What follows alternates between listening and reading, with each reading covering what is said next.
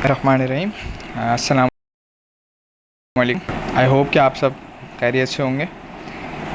और last time हमने जो टेस्ट किया था वो शेयर टेस्टिंग का था। उससे पहले इम्पैक्ट टेस्टिंग किया था और उससे टेस्टिंग थी ना। तो इस दफ़ा जिस चीज़ की बारी है वो हार्डनेस टेस्ट है। तो पहले तो थोड़ा सा आपको कुछ एग्जांपल्स से मैं क्लियर कर दूं बात, कि आप समझ जाएं कि हम हार्डनेस किस टर्म को कहते हैं as far as material science is concern. ठीक है। अच्छा, मेरा ख़्याल है आप में से ज़्यादातर ने ये बात सुनी होगी कि अब जो गाड़ियाँ आती हैं, जो आउटर बॉडी होती है, ये पहले जो गाड़ियाँ आया करती थी उनकी जो आउटर बॉडी होती थी उसके मुकाबले में अब लोग कहते हैं कि अब वो बात नहीं है। यानी पहले अगर हम बात करें 80s की या 90s की, जब टोयोटा की जो है वो टोयोटा क्राउन आती थी या टोयोटा क्रिसिडा आती थी। अब हमारे पास कोरोला आती है आज। ठीक है। और ये कि सुजुकी की बात करें तो मेहरान वगैरह आती है। अब होता क्या था कि पहले ज़माने के लोग बोलते थे कि ज़रा अगर गाड़ी हल्की फुल्की टच हो जाती थी तो उसको इतना कोई फ़र्क नहीं पड़ता था, कोई डेंटिंग इतनी ज़्यादा नहीं होती थी उसमें। लेकिन आज हमारी अगर ये सबसे हल्की गाड़ी मेहरान की अगर बात करें तो ज़रा सी टच हो जाती है तो आप देखते हैं काफ़ी अंदर को धंस जाती है और डेंट ठीक ठाक विजिबल होता है। ठीक है। तो मतलब कहीं ना कहीं कोई ऐसी चीज़ है, कोई ऐसी प्रॉपर्टी है मटेरियल्स की जो कि पहले के मुकाबले में अब जो है वो थोड़ा सा उसमें फ़र्क आया, थोड़ी रिड्यूस हुई है, उसकी क्वालिटी गिरी है। लेकिन वहीं ये भी है कि आज जो हमारे पास प्रोडक्ट्स हैं ऑटोमोबाइल इंडस्ट्री के, जो गाड़ियाँ हैं, उनके अपीयरेंस बहुत खूबसूरत हैं। ठीक है। उस पर आप कोई वो नहीं कर सकते कि आज की जो गाड़ियाँ हैं उनके अपीयरेंस पुरानी वालियों के बनिस्बत वो काफ़ी अच्छी और गुड लुकिंग गाड़ियाँ होती हैं। लेकिन ये एक चीज़ है जिसकी तरफ मैं पॉइंट कर रहा हूँ। अब इस का मकसद क्या है, मुझे आपको हार्डनेस की तरफ लेके जाना। लेकिन एक अभी मैंने छोटी सी बात की, एक और अभी आपको एक एग्जांपल दूंगा। ठीक है। अच्छा, आज का टास्क हमारा यही है टू स्टडी। अच्छा, हार्डनेस का भी एक नहीं, एक से ज़्यादा मेथड्स को हमें स्टडी करना है।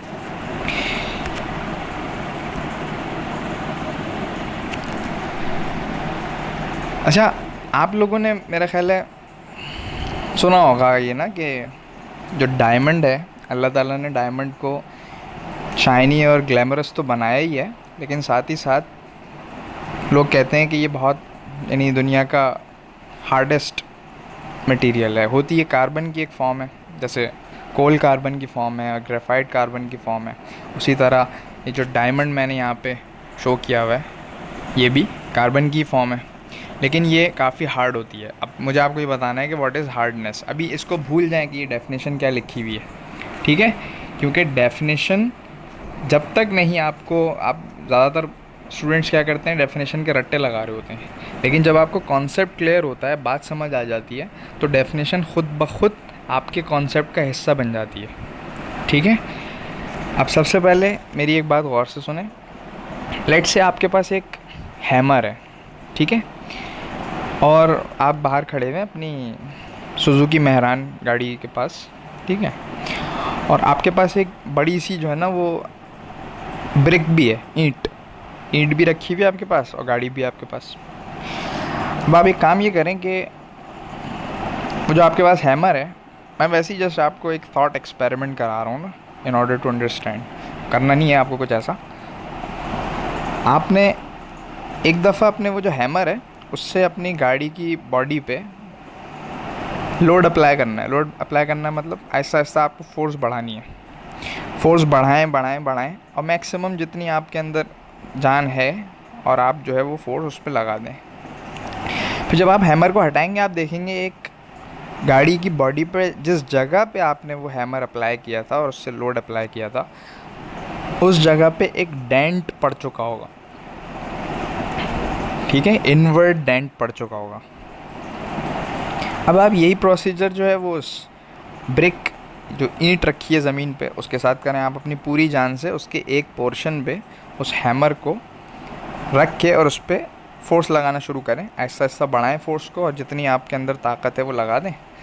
और जब हो जाए वो, आप समझ जाएं कि हाँ भाई इतनी ताकत मैंने जो है वो गाड़ी की बॉडी पे भी आजमाई थी, उतनी ब्रिक पे भी आजमा ली, तो उसके बाद हैमर को हटा लें। अब आप ऑब्ज़र्व करें कि वो जो गाड़ी में डेंट पड़ा था वो तो काफ़ी विजिबल था, कई हद तक आपको नज़र आ रहा होगा कि हाँ भाई डेंट पड़ गया था जब मैंने ये हैमर इस पे अप्लाई किया था। लेकिन आप देखेंगे कि ब्रिक पे कोई ऐसा वाज़ेह डेंट आपको नज़र नहीं आएगा। ऑल्दो ये कि थोड़ा बहुत उसमें इंडेंटेशन आता ज़रूर है, ऐसा नहीं है कि कोई इंडेंटेशन, लेकिन ये कि for a human eye, naked eye, to get that indentation और to visualise that indentation is a difficult task. आप ब्रिक पर वो इतनी आसानी से नहीं देख सकते इंडेंटेशन, क्योंकि उसमें इतनी इंडेंटेशन हुई नहीं है जितनी इंडेंटेशन उस कार की बॉडी में हुई है। ऑल्दो कि आपने दोनों पे सेम लोड अप्लाई किया है अपनी ताकत के मुताबिक। अब इसमें हुआ क्या, आपने दोनों बॉडीज़ पे एक मखसूस जगह पे लोड अप्लाई किया। जब हम मखसूस किसी लोकेशन की बात करते हैं तो हम उसको बोलते हैं लोकलाइज्ड, ठीक है, किसी मखसूस एरिया पे। अब ज़ाहिर है जितना हथौड़ी का हैमर का एरिया है उतनी एरिया पे बॉडी के कार की बॉडी पे फोर्स लगी है ना। अब ऐसा तो नहीं कि आपने जो फोर्स लगाई है वो पूरी कार पे जो है वो डेंट प्रोड्यूस कर रही है, नहीं, ऐसा नहीं होता।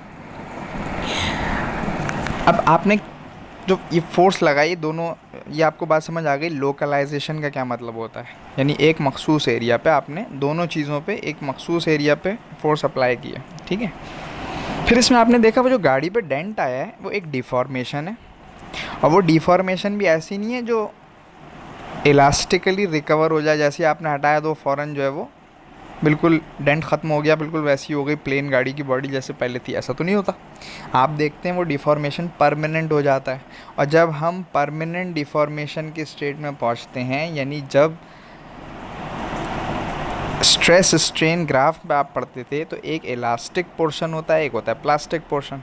इलास्टिक पोर्शन हम कहते हैं उस पोर्शन को हैं जिसमें ऑब्जेक्ट अपनी ओरिजिनल डायमेंशन को अटेन कर लेता है या रीगेन कर लेता है।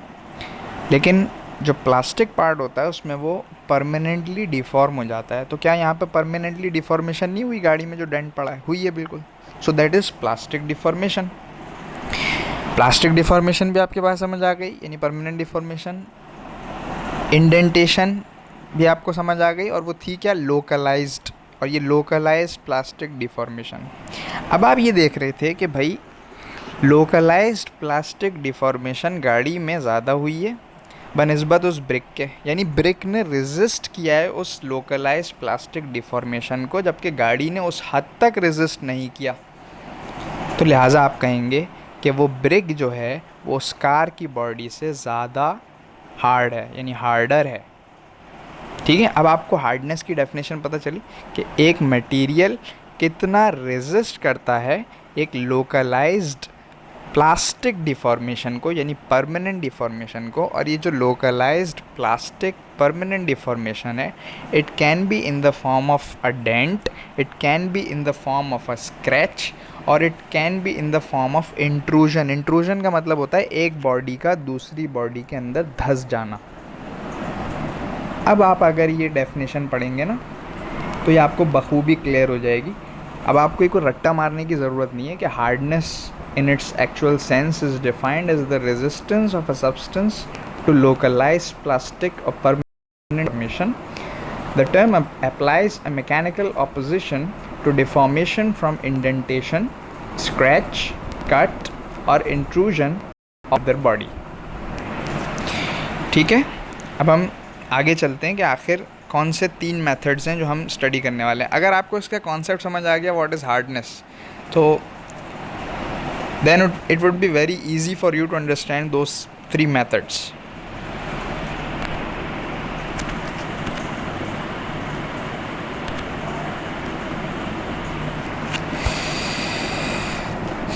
ऐसे यहाँ पे स्क्रीन पे आपके सामने आ रहे हैं 3 मेथड्स। एक होता है हमारे पास ब्रेनल हार्डनेस टेस्ट, सेकंड होता है हमारे पास विकर्स हार्डनेस टेस्ट, थर्ड होता है रॉकवेल हार्डनेस टेस्ट। अच्छा, एक और होता है नूप्स हार्डनेस टेस्ट, लेकिन वो आपका अभी हमारे यहाँ लेबॉर्ट्री में हमारा वो ऑब्जेक्टिव नहीं है। तो जो 3 हमारे टास्क हैं वो मैं अभी यहाँ पे आपको समझाऊंगा, ठीक है। नूप जो होता है वो नूप हार्डनेस टेस्ट वो ज़रा माइक्रो लेवल पे होता है, तो वो करना इतना आसान नहीं होता। तो सबसे पहले हम चलते हैं ब्रेनल हार्डनेस टेस्ट की तरफ।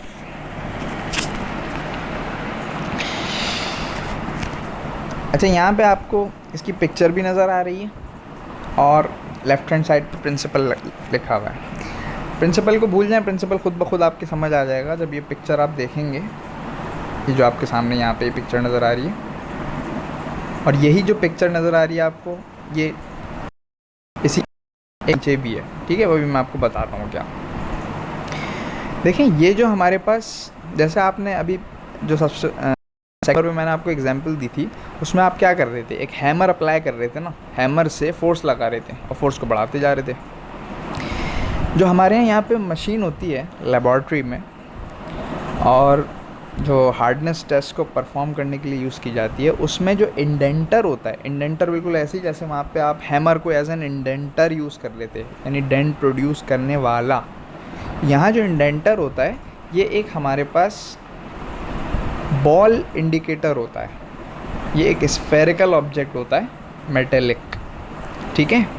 इसको हम यूज़ करते हैं in order to indent the object whose hardness is to be determined, ठीक है। ये नीचे जो हमने रखा हुआ है, ये बेसिकली स्पेसिमेन है। ये वो चीज़ है, वो मटेरियल है जिसकी आप देखना चाह रहे हैं कि भाई ये इसकी हार्डनेस कितनी है। तो हम करते क्या हैं, आपको अगर ये साफ दिखाई दे रहा है, ये बॉल इंडिकेटर स्फेरिकल है, तो यकीनन इसका एक डायमीटर होगा। उस डायमीटर को कैपिटल डी से डिनोट करते हैं हम। फिर आप ये देख रहे हैं, ये एक इम्प्रेशन जनरेट कर रहा है, यानी जब ये इस पे इंडेंटेशन प्रोड्यूस कर रहा है, तो ये एक इंडेंटेशन प्रोड्यूस हो। इसका जो डायमीटर अभी आप नज़र आ रहा है बॉल इंडेंटर के डायमीटर से, यानी ये जो डायमीटर है ये कुछ कम है, इसको स्मॉल डी कह रहे हैं हम, यानी diameter of the impression which has been produced due to this indentation, ठीक है। अब सवाल ये पैदा होता है, मेजर कैसे किए जाते हैं। यहाँ पे आपके पास कोई ना स्केल आप यूज़ करते हैं, ना कोई वर्नियर कैलिपर यूज़ करते हैं। आपको कुछ भी नहीं करना, मशीन ऑप्टिकली का मतलब होता है bye means of beam of light, ठीक है। ऑप्टिकली इस कैपिटल डी और इस स्मॉल डी को खुद ब खुद ट्रेस कर लेती है, पता लगा लेती है कि कैपिटल डी कितना है और ये स्मॉल डी कितना है। ये स्मॉल डी जो ये पता लगाती है, ये दो तरीक़ों से पता लगाती है। दो परपेंडिकुलर, ये इम्प्रेशन है ना, इम्प्रेशन के दो परपेंडिकुलर एक्सिस के अलोंग ये इसका इम्प्रेशन डायमीटर कैलकुलेट करके और उनका एवरेज ले लेती है, उसको बोलती है ये एवरेज डायमीटर ऑफ इम्प्रेशन, जो कि स्मॉल डी है। सो ये D1 और D2 आप ये समझ लें, ये इम्प्रेशन का दो डायरेक्शंस के अलोंग डायमीटर है। जाहिर सी बात है, ये आपको अभी फ्रंट से नज़र आ रहा है, होगा तो 3D ना ये, और 3D को जब आप इसको टॉप से देखेंगे तो टॉप से आपको ये इम्प्रेशन ऐसे गोल दिखाई देगा। तो जो दो डायमीटर हैं, इसका एवरेज आप ले लेंगे तो ये स्मॉल डी यानी एवरेज डायमीटर ऑफ इम्प्रेशन हासिल हो जाएगा। अच्छा, क्योंकि जब ये इस पर अप्लाई हो रहा होता है बॉल इंडेंटर, और इम्प्रेशन जो होती है वो 3 डायमेंशनल होती है, तो तीनों तरफ उस पर स्ट्रेसेस लग रहे होते हैं, इसलिए यहाँ पे लिखा हुआ है a try axial state of, यहाँ पे a try axial stress state develops in the specimen में ट्राई एक्सियल यानी तीनों एक्सिस के अलोंग, एक्स वाई और जेड, क्योंकि वर्टिकली भी और हॉरिजॉन्टली भी, और हॉरिजॉन्टल की जो सेकंड डायमेंशन है जेड, उसके अलोंग भी ये स्ट्रेसेस लग रहे होते हैं, ठीक है। अब इसकी हम चलते हैं मैथमेटिकल फॉर्मुलेशन की तरफ। अच्छा, ये एक पिक्चर शो की गई है कि सबसे पहले तो आप ये देख लें कि ये मेटेलिक स्फीयर आपको नंबर 1 पे जो नज़र आ रहा है ना, ये मेटेलिक स्फीयर है जिसका हाफ पोर्शन जो है एक्सपोज्ड है और हाफ पोर्शन अंदर होगा, यानी छुपा हुआ है। ये नंबर 2 पे जो चीज़ नज़र आ रही है आपको स्पेसिमेन है। स्पेसिमेन मतलब वही जो भी मटेरियल जिसकी हार्डनेस आपको पता लगानी है, ठीक है। फिर आप ये देख रहे हैं जो कैपिटल F दिखा रहे हैं, ये टेस्ट लोड है। टेस्ट लोड मतलब जो लोड या जो फोर्स आप अप्लाई करने वाले हैं। फिर ये जो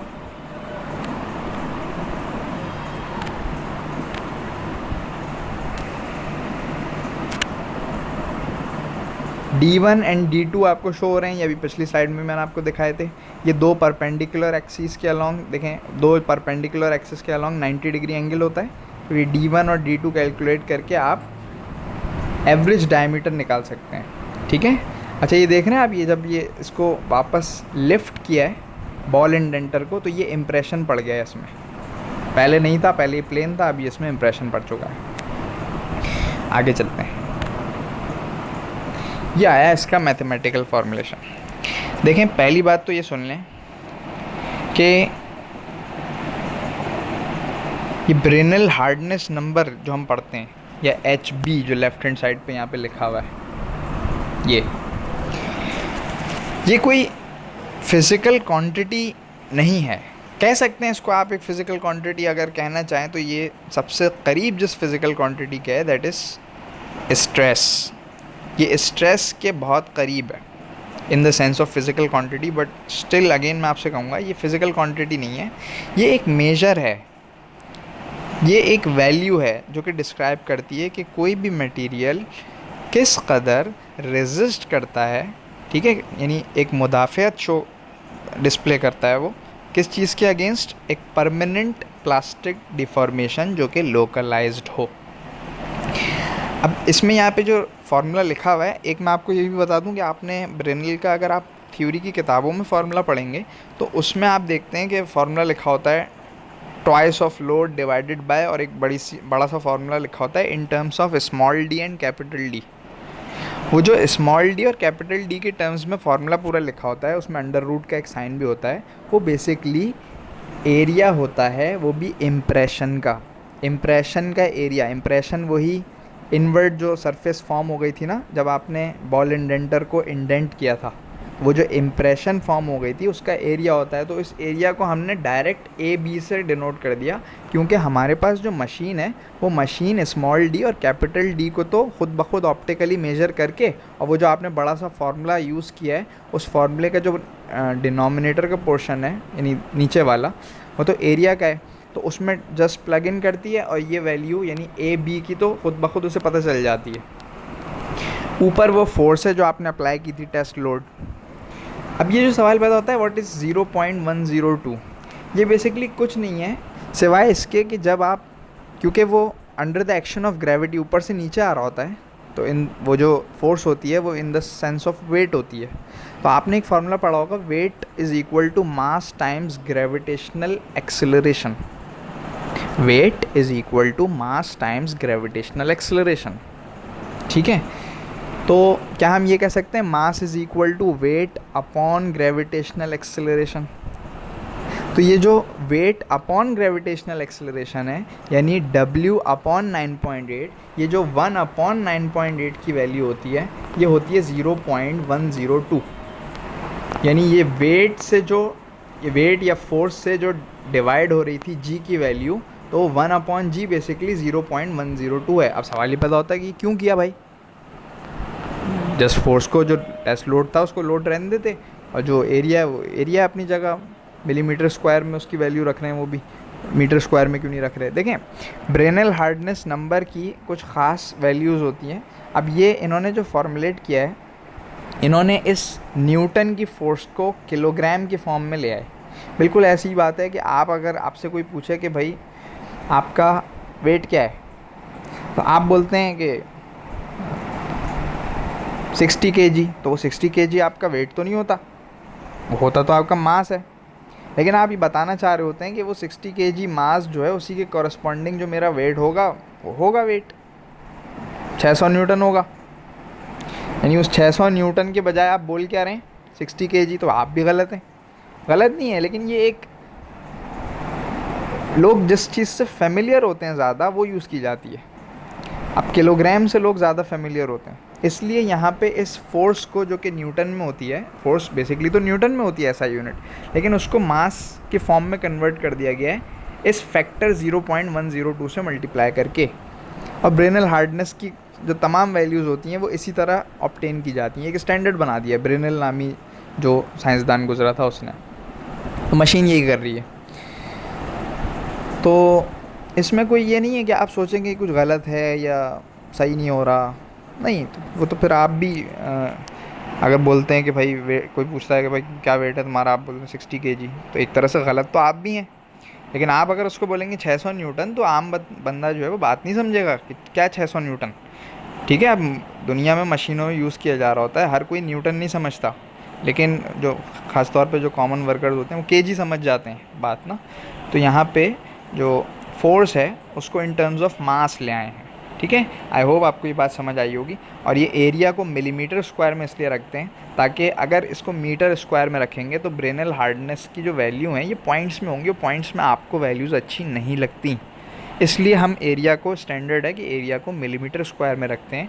और मिलीमीटर स्क्वायर में जो वैल्यूज़ होती हैं वो ऑटोमेटिकली जब डिनोमिनेटर में मिलीमीटर स्क्वायर होगा, ठीक है, तो वो उसको जो ये ओवरऑल फ्रैक्शन है उसको एक सोफिस्टिकेटेड सी वैल्यू देगा, अच्छी सी वैल्यू देगा, कोई ना बहुत बड़ी वैल्यू और ना बहुत ही ऐसी कि 0 पॉइंट्स में आ रही हो।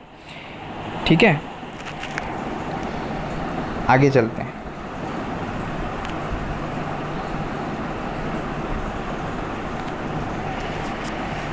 अबे विकर्स हार्डनेस टेस्ट देखें, ब्रेनल और विकर्स हार्डनेस टेस्ट में फ़र्क सिर्फ इतना है कि ब्रेनल हार्डनेस टेस्ट में आप बॉल इंडेंटर यूज़ करते थे, जबकि विकर्स हार्डनेस टेस्ट में आप इंडेंटर एक diamond shape object, diamond pyramid shape होता है, ये वाला पिरामिड शेप आप इंडेंटर यूज़ कर रहे होते हैं।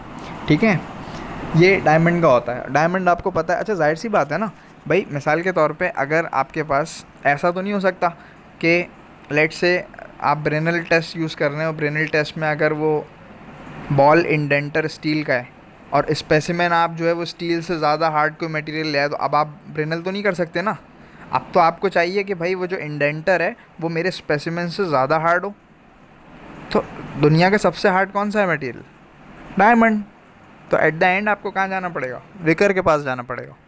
यानी जब आप चाह रहे हैं कि आपके स्पेसिमेन, अगर स्पेसिमेन आपका जो यूज़ कर रहे हैं जिसकी आपको हार्डनेस निकालनी है वो आपको पता है कि ये बहुत हार्ड है, then you will go for Vickers hardness test. अब आप बात समझ गए कि ब्रेनल और विकर में क्या फ़र्क है और कब कौन सा यूज़ किया जाता है।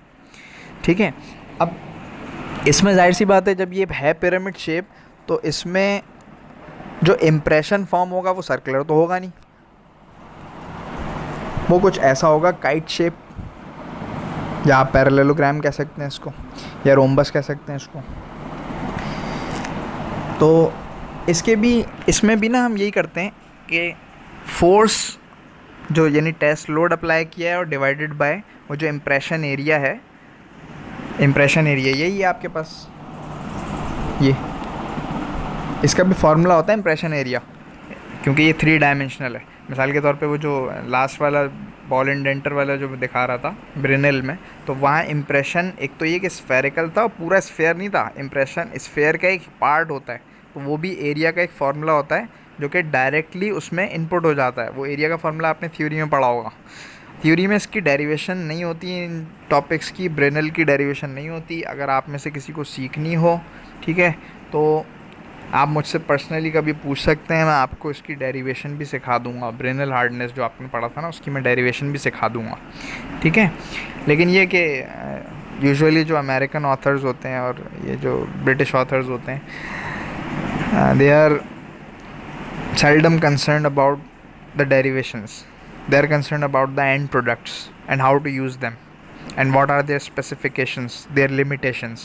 ठीक है, इस बात का वो इसको ज़्यादा तरजीह देते हैं बनस्बत इसके कि बच्चों को मैथमेटिक्स में उलझा के रखा जाए कि भाई डेरिवेशन कैसी हुई। लेकिन फिर भी अगर किसी को शौक़ हो आप में से तो आप feel free to ask me, आप आ सकते हैं, कभी पूछ सकते हैं मुझसे, मैं बता दूँगा। इसमें भी हम वही फोर्स अपॉन एरिया करते हैं और इसमें अगेन ये 2 परपेंडिकुलर एक्सिस के अलोंग इम्प्रेशन डायगनल्स, यहाँ पे अब डायमीटर तो नहीं कहेंगे आप, डायगनल्स को मेजर करता है D1 और D2 को, और फिर इसका एक एवरेज डायगनल निकाल लेते हैं और इसी के ज़रिए एरिया पता चल जाता है। उस एरिया का भी फार्मूला होता है जो कि इसमें डायरेक्टली इनपुट हुआ होता है मशीन में। जस्ट ये D1 D2 से D की वैल्यू निकाल के वो इनपुट करते हैं और वो एरिया आ जाता है और फोर्स अपॉन एरिया से पता चल जाती है हार्डनेस की वैल्यू। ठीक है, आगे चलते हैं। अब आता है रॉकवेल। रॉकवेल में हमारे पास एक जो गेज लगा होता है, गेज का मतलब होता है कोई भी जो मेजरिंग आपके पास डायल जिस पे सुई घूम रही होती है ना, नीडल। तो इसमें हम डायरेक्टली ये देख लेते हैं कि जो इंडेंटर ने पेनिट्रेट हुआ है, ये अगर इंडेंटर ये शेप का दिखाया जा रहा है, ये 120 डिग्री एंगल पे ये इस तरह, ये भी पिरामिड शेप है, ये जब इसमें दाखिल हो रहा है, पेनिट्रेट हो रहा है, तो हम ये देख लेते हैं कि पेनिट्रेशन से पहले और पेनिट्रेट होने के बाद ये जो इंडेंटेशन का इम्प्रेशन प्रोड्यूस होगा, इसकी जो डेप्थ है, लास्टिंग डेप्थ, आखिर में जो डेप्थ है, जस्ट वो कैलकुलेट कर लेते हैं, उससे अंदाज़ा लगा लेते हैं कोई ऑब्जेक्ट, जाहिर सी बात है जिसमें डेप्थ ज़्यादा होगी, यानी ज़्यादा इंडेंट हो चुका है, ज़्यादा अंदर धंस चुका है, वो उतना ही कम हार्ड होगा। और जिसमें इंडेंटेशन बहुत कम होगी, यानी उसकी डेप्थ इतनी ज़्यादा नहीं रही होगी, तो उसका मतलब वो उसने ठीक ठाक रेजिस्टेंस शो की है लोकलाइज प्लास्टिक डिफॉर्मेशन को, और वो ज़्यादा हार्ड है। ठीक है, डायमंड का कोन यूज़ किया जाता है, और ये नंबर 2 पे जो है वो स्पेसिमेन रखा हुआ है, ये डायमंड कोन और नीचे स्पेसिमेन, ये डायमंड कोन है, ये स्पेसिमेन। अब इस पे आ जाते हैं हम। देखें, सबसे पहले स्पेसिमेन प्लेस हुआ और ऊपर से ना ये इंडेंटर आहिस्ता आहिस्ता नीचे आ रहा होता है। ये जो यकीनन नीचे आ रहा है, इसका कोई वेट होगा, वो जो लोड होगा उसको हम टेस्ट लोड कहते हैं, F0। ठीक है, अब ये अभी आगे सिर्फ ऊपर प्लेस हुआ हुआ है, अभी मज़ीद फोर्स लगनी शुरू नहीं हुई। जैसे ही इजाफी फोर्स लगनी शुरू होती है, अभी जब प्लेस हुआ, जैसे ही प्लेस होगा, कोई माइक्रो लेवल पे मामूली सी तो इंडेंटेशन होगी, तो उस इंडेंटेशन को हम यहाँ कह रहे हैं स्मॉल a, यानी थोड़ा सा नीचे जो पेनिट्रेट, जैसे ही वो आके उसकी सतह से, सरफेस से टच होगा, तो हल्की सी भी अगर उसमें कोई ऑब्जेक्ट कम हार्ड भी है अगर, तो उसमें ज़रा सी भी जो डिफॉर्मेशन होगी उसको कह रहे हैं ए, और ये नेग्लिजिबल होती है। फिर जैसे ही आपने टेस्ट लोड के साथ एक एडिशनल F1 ऐड किया, तो यकीनन इसमें पेनिट्रेशन या डेप्थ ज़्यादा हो जाएगी, और ये रेड लाइन से शो हो रही है यहाँ पे, ये देख रहे हैं आप रेड लाइन्स।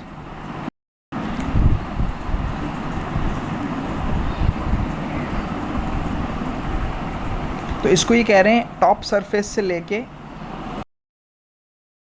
जो, अब बी यहाँ पे क्या है, बी है depth of penetration due to test load F1 है, ये यहाँ पे 1 रखना रह गया, यानी F1 जब लोड इजाफी ऐड हुआ है तो उसकी वजह से जितना पेनिट्रेट हो गया वो इस डेप्थ B से शो हो रहा है। अब यकीनन जब आप इसको, इस इंडेंटर को दोबारा ऊपर अपलिफ्ट करेंगे, तो अपलिफ्ट जब आप करेंगे तो ऐसा नहीं है कि ऑब्जेक्ट कम्प्लीटली डिफॉर्म हो जाता है। स्ट्रेस स्ट्रेन कर्व जब भी आप पढ़ते हैं तो आप उसमें पढ़ते हैं कि उसमें एक होता है प्लास्टिक पार्ट, एक होती है इलास्टिक रिकवरी, यानी कुछ ना कुछ ऑब्जेक्ट अपनी पुरानी हालत को गेन करने की कोशिश करता है और कर लेता है, लेकिन कहीं ना कहीं उसमें परमानेंट डिफॉर्मेशन भी आ जाती है, वो आपको शो हो रही है यहाँ पे। यानी जब ये अपलिफ्ट किया गया तो इसमें रेड लाइन से देखें ये ग्रीन तक आ गया, यानी इसमें पहले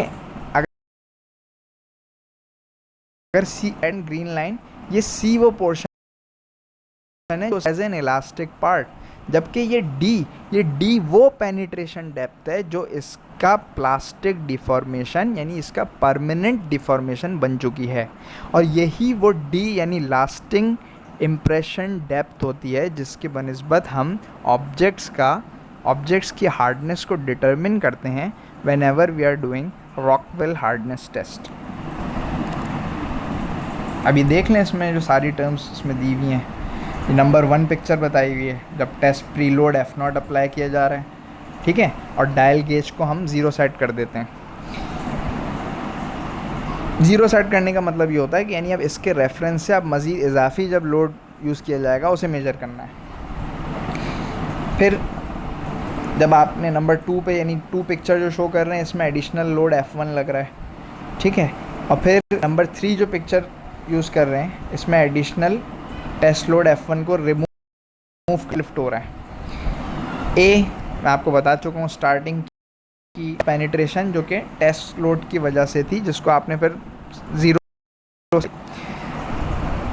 फिर जब आप पूरा इंडेंट कर देंगे तो तक यानी यहाँ से यहाँ तक ब्लैक से रेड लाइन तक जो है यहाँ पे शो हो रहा है depth of penetration due to additional test load F1 है ये, ठीक है। यहाँ F1 लिखना रह गया। C आपको ही बता दिया, इलास्टिक रिकवरी। C मैंने आपको भी बताया था कि रेड लाइन से ग्रीन लाइन तक वो पोर्शन है जो ये खुद ब खुद रिकवर कर लेगा, यानी इलास्टिक पार्ट है। जबकि ग्रीन से ब्लैक तक वो पोर्शन है जो ये रिकवर नहीं कर सकता, वो प्लास्टिक पार्ट। अब वो जिसको यहाँ पे लिखा हुआ है लास्टिंग डेप्थ ऑफ पेनिट्रेशन, ठीक है, लास्टिंग डेप्थ ऑफ पेनिट्रेशन। तो इस तरह हम ये करते हैं। आई होप कि आपको ये चीज़ समझ आई होगी कि हार्डनेस है क्या। अगर आपको हार्डनेस का कॉन्सेप्ट समझ आ गया ना, सो दीज टेस्ट, ये टेस्ट तो कुछ भी नहीं है। लोग तो मैं आपको बताऊं कि उन्हें पता भी नहीं होता व्हाट इज़ हार्डनेस, और वो 10-10, 20-20 साल गुजार देते हैं और ये मशीनें यूज़ कर रहे होते हैं और बता रहे होते हैं भाई ये वैल्यू आ रही है और फला स्पेसिमेन की ये वैल्यू आ रही है, ठीक है। इंडस्ट्रीज़ में यूज़ हो रहे होते हैं हार्डनेस के लिए इंडस्ट्रीज़ में ये यूज़ हो रहे होते हैं टेस्ट, ख़ास तौर से होता है। और विकर्स भी यूज़ होता है, लेकिन विकर्स फिर भी ये कि उसमें क्योंकि डायमंड इंडेंटर है, वो हर जगह आपको नहीं मिल सकता। इंडेंटर भी डायमंड आप ये नहीं समझेंगे बहुत बड़ा होता है, छोटा सा होता है। तो मैं आपको ये कह रहा था कि असल चीज़ देखें ये होती है कि अगर आपके पास कॉन्सेप्ट नहीं है तो सब बेकार है जो आप पढ़ रहे हैं। देखें एक लेमैन भी मशीन चला लेता है। मशीन चलाना कोई बड़ी बात नहीं है। आपको एक रोबोट बना दिया जाता है कि देखो ये दबाना है, ये बटन दबाना है, उसके बाद ये रीडिंग यहाँ से लेनी है और तुम्हें बता देना है बस स्पेसिमेन चेंज कर करके, और ये वाले बटन्स कंट्रोल्स यूज़ करके आपको यहाँ पे डिस्प्ले देखना है और वैल्यू को नोट करना है। तो वो तो कोई भी इंसान कर सकता है।